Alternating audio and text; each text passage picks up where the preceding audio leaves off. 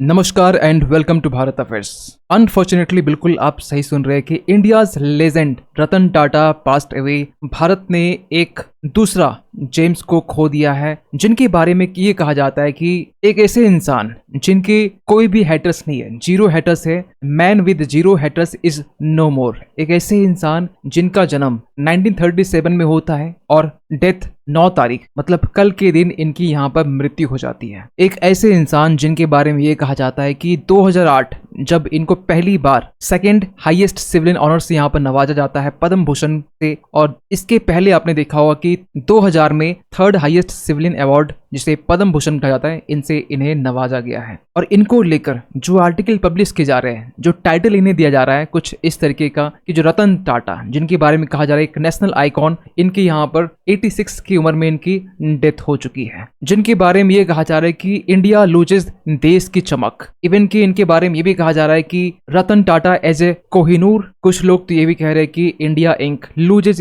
It's crown jewel. और यही नहीं, इवन कि दुनिया में जो मीडिया आउटलेट्स है अल जजीरा, ये भी यहाँ पर लिखता है कि Ratan Tata titan of Indian businesses dies at 86। आपको बता दें कि रतन टाटा जो एक विजनरी इंडस्ट्रियलिस्ट थे, साथ साथ ये एक फिलेंथ्रोपिस्ट भी थे, जिसके कारण आगे चलकर एक कैंसर हॉस्पिटल भी बनता है जिन्हें टाइटल दिया गया टाइटन ऑफ इंडियन बिजनेस का। और जैसे ही इनकी डेथ की खबर सामने निकल के आती है, उसके बाद में भारत में पॉलिटिशियन से लेकर एक्टर्स से लेकर ऑपोजिशन से लेकर तमाम जो बड़े चेहरे हैं, इनके तरफ से इनको लेकर ट्वीट की जाती है। आप यहाँ पर देख पाएंगे नरेंद्र मोदी की तरफ से ट्वीट किया गया है, इंडिया के प्राइम मिनिस्टर की तरफ से, और कहा यह गया कि Shri Ratan ji Tata was a visionary business leader, a compassionate soul and an extraordinary human being. एक बिजनेस लीडर के साथ साथ इनके साथ में जो बातें बोली गई, एक कंपैशनेट सोल और एक एक्स्ट्रा ऑर्डिनरी ह्यूमन बीइंग, आगे हम इन पर भी बात करेंगे। लेकिन इसके अलावा आप देखेंगे दुनिया भर के जो बड़े बड़े लीडर्स हैं, राजनाथ सिंह डिफेंस मिनिस्टर, उनकी तरफ से ट्वीट किया गया है saddened by the passing away of Shri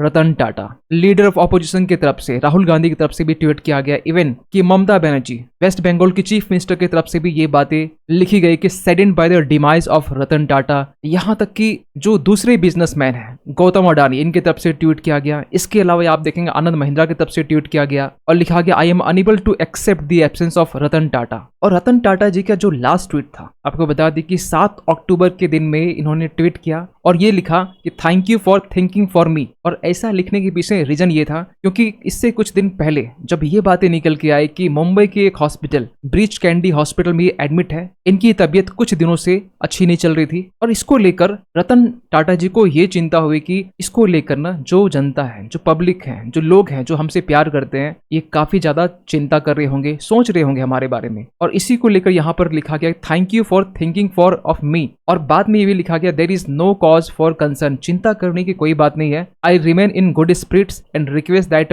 the public and media respect refrain from spreading misinformation. इनकी तबीयत बिगड़ने के बाद भी इन्होंने ये लिखा कि कोई चिंता की बात नहीं है, जो मेरी तबीयत बिगड़ रही है ये मिस इन्फॉर्मेशन स्प्रेड की जा रही है। लेकिन Ratan Tata as a visionary businessman, जिनके बारे में कहा जाता है कि 1991 जब टाटा के चेयरमैन बनते हैं, 2012 तक में टाटा एक ब्रांड बन चुका था। 2012 तक में 1999 से लेकर 2012 तक के बीच में रतन टाटा जो है टाटा ग्रुप को मोस्ट यूबिक्यूटस ब्रांड के तौर पर उभार चुके थे। और जब आप टाइमलाइन देखते हैं ना, रतन टाटा इन्हीं के ग्रैंडफादर जमशेद जी टाटा, इनके पिता नवल टाटा, लेकिन जो इनकी मदर है सोनी टाटा, दोनों के बीच में अनबन होने के कारण रतन टाटा जो है मेजोरिटी ऑफ द जो लाइफ है ये अपने दादाजी के साथ रहते हैं। और टाटा ग्रुप्स को एक ब्रांड बनाने में ना सबसे बड़ा जो रोल है इनके दादाजी जमशेद जी टाटा जी, जो 1839 से लेकर 1904 तक इनका टाइम पीरियड रहा। और इसके बाद में अब यहाँ पर 1991 से लेकर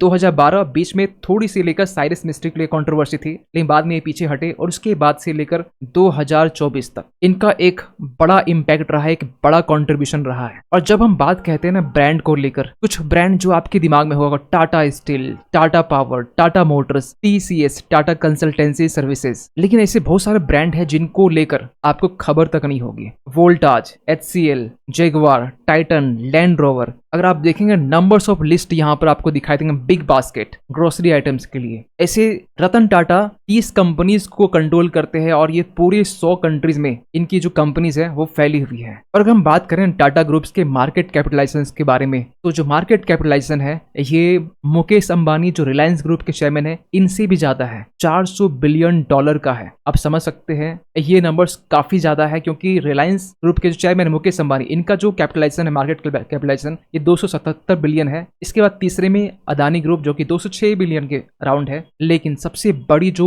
मार्केट कैपिटलाइजेशन है वो रतन टाटा के ग्रुप 400 बिलियन के साथ में है। और इन्हें ग्लोबल पावर हाउस के नाम से भी हम जानते हैं, क्योंकि इनकी जो पहुंच है, सबसे पहली बात यह है कि 2000 के टाइम में टेटले जो कि एक ब्रिटिश टी जाइंट है, इन्हें एक्वायर किया गया था $450 बिलियन में। इसके बाद में 2007 कोरस जो कि टाटा स्टील एक्वायर करती है 13 बिलियन में, जो एक वर्ल्ड के लार्जेस्ट स्टील प्रोड्यूसर्स भी माना जाता है। इसके बाद में 2008 लेटेस्ट जैगुआर लैंड रोवर, जिनके बारे में आपने जरूर सुना होगा, एक आइकॉनिक ब्रिटिश कार ब्रांड है जिसे 2008 के टाइम में रतन टाटा ने इसे एक्वायर किया, ट्रांसफॉर्म किया, और जिस टाइम इसे एक्वायर किया गया था ये 2.3 बिलियन का एक्विजिशन था उस वक्त। और रतन टाटा एक बार हमेशा कहते हैं कि सबसे पहले इंडिया और इंडियन फर्स्ट, और इसी थीम को लेकर 2012 तक यानी कि 1999 से लेकर 2012 तक में जो इन्होंने कंपनी की लेगेसी को आगे रखा, ये इसी विजन के साथ में आगे रखा। इन्होंने डिफेंस के सेक्टर में भी हाथ आजमाया। इवन कि आप देख सकते हैं जो F-16 फाइटर जेट है इसमें रतन जी टाटा को यहाँ पर देख सकते हैं। और एक अच्छी बात क्या है कि ये रिच के साथ साथ जो मिडिल क्लास के लोग हैं इनके बारे में भी सोचते हैं, और उनके लिए यहाँ पर जो है मिडिल क्लास का जो सपना पूरा करने के लिए, एक कार का सपना होता है, इनको पूरा करने के लिए इन्होंने नैनो कार को लाया, टाटा नैनो कार। ये अलग बात है कि ये चली नहीं एक लंबे टाइम तक, लेकिन जब 1999 में जब टाटा ग्रुप का चेयरमैन बनाया गया रतन टाटा जी को, तब इनकी जो वैल्यूएशन थी $5 बिलियन की थी। $5 बिलियन से लेकर 2012 तक में जो इनकी वैल्यूएशन हुई $100 बिलियन, ये एक बिग अचीवमेंट है। इसके बाद में अप्स एंड डाउन जरूर आए, लेकिन जो इसकी वैल्यूएशन आज के टाइम में रिलायंस और अदानी ग्रुप से भी ज्यादा है। आपको बता दें कि यहाँ पर इनको वेरियस अवार्ड्स दिए गए हैं। 2000 के टाइम में 3rd highest civilian award Padma Bhushan, 2008 के टाइम में 2nd हाईएस्ट सिविलियन ऑनर से नवाजा गया पद्म विभूषण। इसके अलावा यहाँ पर नंबर्स ऑफ लिस्ट है जिसे आप देख सकते हैं अपने स्क्रीन में। लेकिन एक विजनरी बिजनेस लीडर के साथ साथ ये एक कंपैशनेट सोल अपने साथ रखते हैं। ये एक एक्स्ट्रा ऑर्डिनरी ह्यूमन बीइंग है, क्योंकि ये हमेशा कहते हैं वी आर ओपन। इनकी जो लाइफ स्टाइल है आप देखेंगे कि ये एक छोटे से छोटे एम्प्लॉय से मिलते हैं, पर्सनली मिलते हैं, उनसे बात करते हैं, उनकी कंसर्न को जानने की कोशिश करते हैं। और इनके बारे में छोटी सी स्टोरी एक ये है कि इनकी जो सिंप्लिसिटी है, इनकी सिंप्लिसिटी को लेकर जो नितिन गडकरी है, जो रेलवेज हाईवेज मिनिस्ट्री है, ये भी शॉक्ड है। क्यों? एक बार की बात है, रतन टाटा औरंगाबाद एयरपोर्ट में उतरते हैं। उतरने की जो इन्फॉर्मेशन है ये नितिन गडकरी जी को लगती है, ये अपने तरफ से जो कुछ ऑफिशियल्स है वो भेज देते हैं रतन टाटा के पास में, जाओ जाके लगेज ले लेना और उन्हें अच्छे से रिसीव करके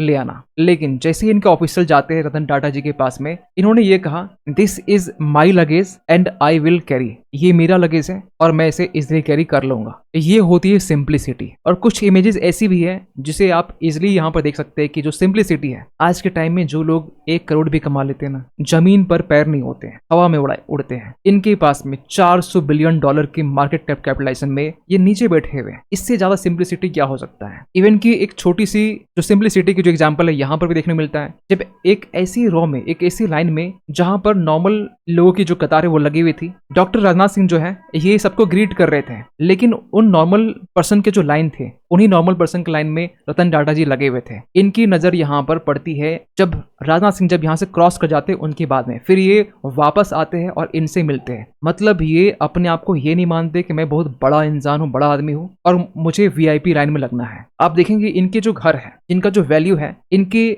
मार्केट कैपिटलाइजेशन के वैल्यू के कंपैरिजन में काफी कम है। 150 करोड़ के आसपास में जो इनकी जो हाउस की जो वैल्यू है। और जब एक बार कांग्रेस के जो पॉलिटिशियन गुरदीप सिंह ये जाते हैं 2015 के टाइम रतन टाटा जी से मिलने के लिए, इन्होंने यहाँ पर ये कहा, जब इनके घर हमने एंटर किया कोलाबा हाउस में, हमने ये देखा जो फर्निशिंग थी बिल्कुल एक मिडिल क्लास जैसी फर्निशिंग थी। ये दिखाती है कि किस तरीके से जो रतन टाटा जी की सिंप्लिसिटी है, लाइफ स्टाइल किस तरीके से सिंपल है। ऐसा नहीं कि हमारे पास है बहुत बड़े पैसे तो हमें यहाँ पर लग्जरी और शान और शौकत के साथ में रहना है, बिल्कुल ये सोच ही रखते नहीं थे। यहाँ तक कि इनके अलावा मिलियंस ऑफ लाइफ को इन्होंने इम्पैक्ट किया है। आपको पहले बता दें कि कोविड-19 के टाइम में इनका एक बहुत बड़ा कंट्रीब्यूशन था गवर्नमेंट ऑफ इंडिया को, क्योंकि इससे जो लोग इम्पैक्ट हो रहे थे, जिसकी रोजगार को लेकर एक सबसे बड़ा सवाल निकल के आ रहा था, इवन की एजुकेशन, हेल्थ केयर, इसको लेकर भी इनका एक बड़ा कंट्रीब्यूशन है सोशल कॉज को लेकर। इवन की माना यह भी जाता है कि रतन टाटा जो है एक डॉग्स लवर भी है। लेकिन हाँ, जब ये अर्ली लाइफ में थे,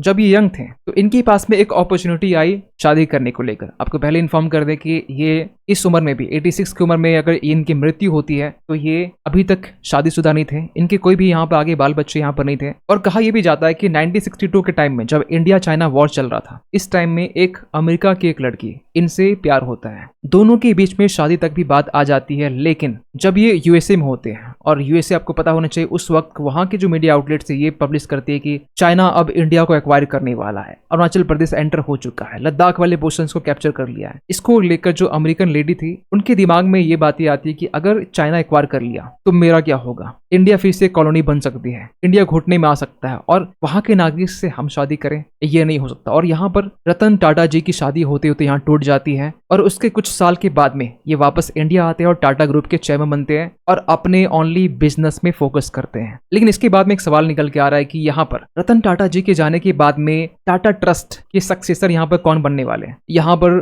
मीडिया आर्टिकल्स ये बता रहे कि जो रतन टाटा के हाफ ब्रदर है नोएल टाटा, ये यहाँ पर बन सकते हैं, जिनकी उम्र 67 साल की है। लेकिन कुछ लोग ये भी कह रहे हैं कि रतन टाटा के असिस्टेंट, एक ट्रस्टेड असिस्टेंट शांतानु नायडू, ये भी यहाँ पर इनके नेक्स्ट टाटा ट्रस्ट के सक्सेसर बन सकते हैं, जिन्होंने यहाँ पर लास्ट में ट्वीट करते हुए कहा, गुड बाय करते हुए, कि grief is the price to pay. खैर, यहाँ पर रतन टाटा की जो अस्थियां हैं, जो मॉडल्स हैं, इन्हें यहाँ पर पब्लिक दर्शन के लिए NCPA में रखा जाएगा, मतलब कि national centre for performing arts में, जहाँ पर लोग आएंगे, इनकी अस्थियों को देखेंगे, दर्शन करेंगे। लेकिन इस बात की जो दुख है वो हमेशा रहे कि अब इसके बाद में कोई भी एक दूसरा लेजेंड रतन टाटा नहीं होने वाला है। खैर, आप क्या सोचते हैं पूरी इस घटना को लेकर, कमेंट कीजिएगा। और जाते जाते एक क्वेश्चन आप सभी के लिए कि कैस सईद ये यहाँ पर फिर से री इलेक्टेड होकर प्रेसिडेंट बने हैं। आपको बताना ये है कि किस कंट्री के ये दोबारा चुनकर प्रेसिडेंट बने हैं। आपके पास में ऑप्शन है तुनिसिया, अल्जीरिया, इजिप्ट या फिर लीबिया। सही आंसर कीजिएगा कमेंट सेक्शन पे।